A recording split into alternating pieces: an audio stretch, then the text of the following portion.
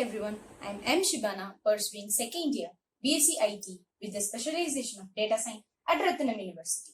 I would like to share my experience about studying under iNurture educational institution.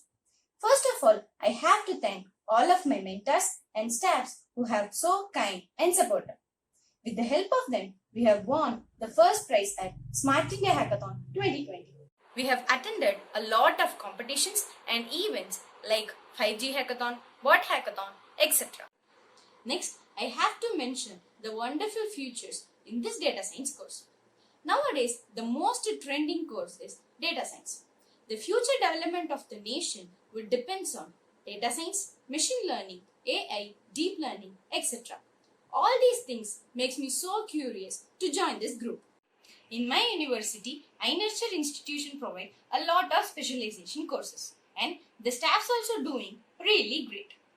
In past 1.5 years, we have attended a lot of webinars and workshops in our domain. So, finally, we are so proud to say that our knowledge is so developed while comparing with other departments.